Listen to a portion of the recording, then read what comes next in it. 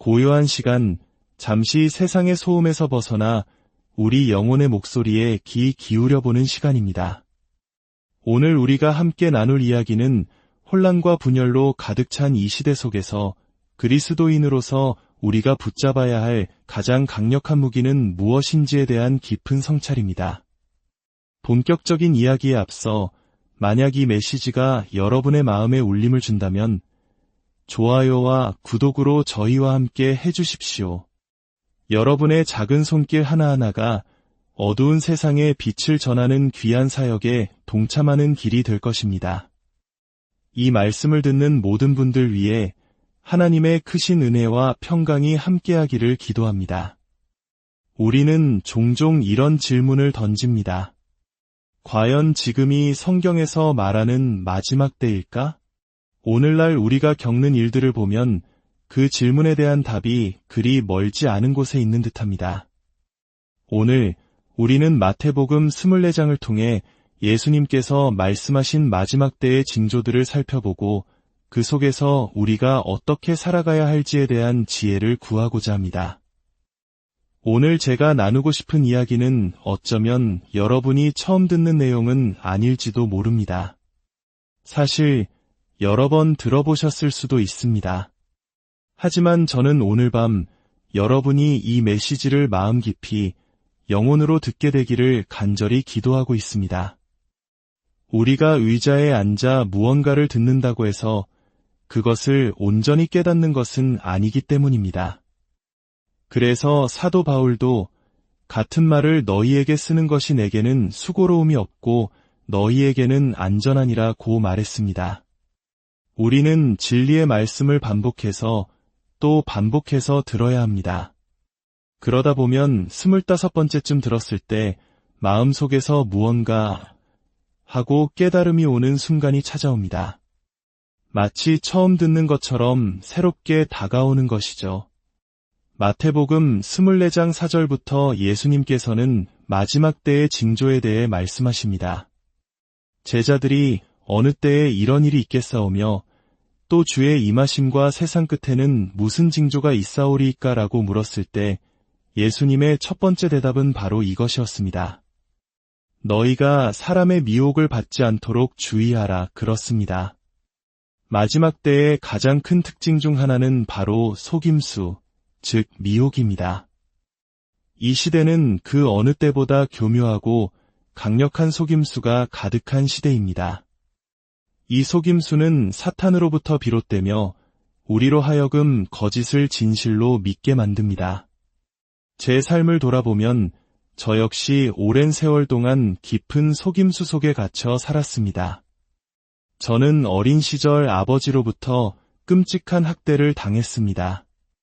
그 상처로 인해 저는 제 인생이 영원히 이류 인생에 머물 것이라는 거짓말을 믿었습니다. 내게는 어떤 좋은 일도 일어날 수 없으며 내가 꿈꿨던 모든 가능성은 이미 사라졌다고 생각했습니다. 그것은 명백한 사탄의 거짓말이었습니다. 하지만 제가 그 거짓을 믿는 동안 그것은 저의 현실이었습니다. 그러나 하나님의 진리의 말씀을 통해 저는 치유될 수 있다는 사실을 깨달았습니다. 단순히 상처를 치유받는 것을 넘어 제가 주님을 온전히 신뢰할 때 주님께서 제 인생의 모든 손해를 갚아주신다는 약속을 발견했습니다. 성경은 하나님께서 우리의 젊은 시절의 수치를 갚아주시는 분이라고 말씀합니다. 하나님은 우리의 보상자이십니다. 하지만 우리가 만약 스스로의 힘으로 억울함을 풀고 빚을 받아내려 한다면 어떻게 될까요? 하나님께서 개입하실 공간이 사라집니다. 바로 이것이 하나님께서 우리에게 용서하라고 심지어 원수를 사랑하며 그들을 위해 기도하라고 명령하시는 이유입니다. 그들이 용서받을 자격이 있어서가 아닙니다. 용서가 우리에게 쉬운 일이라서도 아닙니다. 오직 하나님께서 일하실 수 있도록 길을 열어드리기 위함입니다. 그리고 하나님께서 움직이기 시작하시면 사탄은 그저 길을 비켜야만 합니다. 아멘. 하나님은 언제나 승리하십니다. 성경은 마지막 때에 이 땅에 임할 속임수가 너무나도 강력해서 하나님께서 택하신 자들을 위하여 그 날들을 감하지 않으시면 아무도 그 미혹을 견뎌낼 수 없을 것이라고 경고합니다. 우리는 지금 영적으로 극히 위험한 시대를 살아가고 있다는 사실을 직시해야 합니다. 하지만 저는 두렵지 않습니다. 왜냐하면 저는 사탄의 손이 아닌 하나님의 손 안에 있기 때문입니다. 사탄의 공격을 막을 수는 없지만 그 공격이 승리하지 못하게 하는 방법을 알기 때문입니다. 우리가 올바른 방법으로 대적할 때 원수는 한 길로 왔다가 7길로 쫓겨 달아날 것입니다. 예수님께서는 계속해서 경고하십니다. 많은 사람이 내 이름으로 와서 이르되 나는 그리스도라 하여 많은 사람을 미혹하리라. 난리와 난리 소문을 듣겠으나 너희는 삼가 두려워하지 말라. 이런 일이 있어야 하되 끝은 아직 아니니라. 오늘날 세상을 보십시오. 민족이 민족을, 나라가 나라를 대적하여 일어나고 곳곳에 기근과 지진이 일어나고 있습니다. 이 모든 것은 재난의 시작일 뿐이라고 예수님은 말씀하셨습니다. 자연재해라고 불리는 일들이 역사상 그 어느 때보다 빈번하게 일어나고 있습니다. 왜 이런 일들이 일어나는 것일까요? 사람들은 묻습니다. 하나님은 어디에 계시는가? 로마서 8장은 죄악이 관영할수록 피조물 전체가 하나님의 아들들이 나타나기를 고대하며 탄식하고 있다고 말합니다. 저는 지금 이 지구가 신음하고 있다고 믿습니다. 이 땅조차도 세상에 가득한 죄와 불신의 무게를 더 이상 견디기 힘들어 울부짖고 있는 것입니다. 때로는 너무나도 어처구니 없는 거짓 가르침들이 진리인 양 퍼져나가는 것을 봅니다. 어떤 이들은 식물에게 자신의 죄를 고백한다고 합니다. 정말 가슴 아픈 일입니다. 하나님께서 만드신 식물이 어떻게 우리의 죄를 사할 수 있겠습니까? 우리는 설탕을 바른 달콤한 복음이 아니라 날 것 그대로의 진리를 선포해야 합니다. 때로 예수님의 말씀은 매우 직설적이었습니다. 독사의 자식들아, 회칠한 무덤이여, 그분은 위선자들을 향해 거침없이 진리를 외치셨습니다. 그리스도인이라는 이유만으로 박해를 받고 죽임을 당하는 일들이 세상 곳곳에서 일어나고 있습니다. 한때 신앙의 자유를 위해 세워졌던 사회에서조차 이제는 그리스도인들이 신앙을 지키기 어려운 시대가 되었습니다. 우리는 올바른 방법으로, 폭력적이 아닌 평화로운 방법으로 우리의 신앙의 권리를 위해 목소리를 내야 합니다. 그러나 가장 가슴 아픈 징조는 바로 이것입니다. 그때에 많은 사람이 실족하게 되어 서로 잡아주고 서로 미워하겠으며 바로 이 부분, 서로 미워하게 될 것이라는 말씀이 오늘날 제 마음을 가장 무겁게 누릅니다. 지금 우리 사회와 심지어 교회 안에 얼마나 많은 분노와 미움, 다툼과 판단, 비난과 뒷담화, 용서하지 못하는 마음과 쓴뿌리가 가득합니까? 이로 인해 교회는 힘을 잃어가고 있습니다. 하나님의 기름 부으심은 평화와 연합이 있는 곳에 머뭅니다. 하나님의 기름 부으심, 즉 어노인팅이 없다면 우리에게는 아무것도 남지 않습니다. 어떤 분들은 그것이 무엇인지조차 모를 수 있습니다. 하나님의 기름 부으심은 우리 삶에 함께 하시는 그분의 능력과 임재 그 자체입니다. 그것은 단지 설교자에게만 필요한 것이 아닙니다.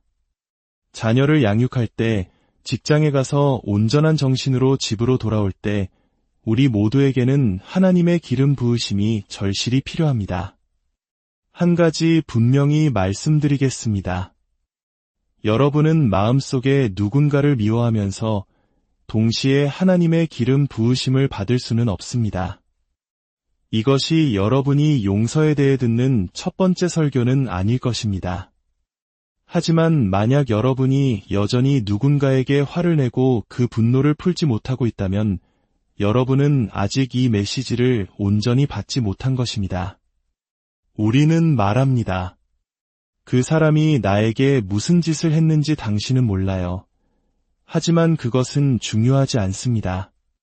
물론 여러분의 고통과 상처는 중요합니다. 하지만 예수님께서 우리를 위해 하신 일을 생각해 보십시오. 우리가 아직 죄인 되었을 때, 하나님을 전혀 신경 쓰지 않을 때, 그분은 우리를 위해 죽으셨습니다.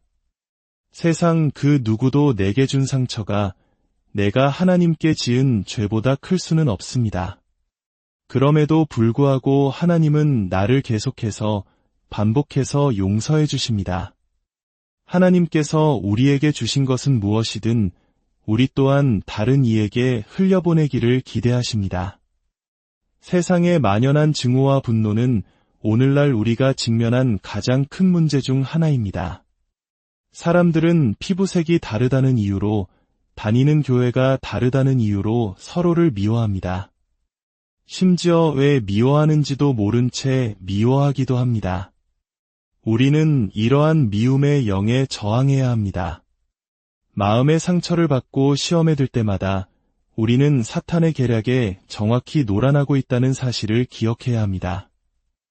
사도 바울은 이는 우리로 사탄에게 속지 않게 하려 함이라고 말하며 용서해야 함을 강조했습니다.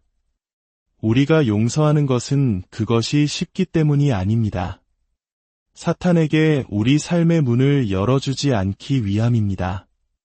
오늘 밤 이 말씀을 듣는 여러분이 진정으로 이 메시지를 마음으로 받기를 기도합니다.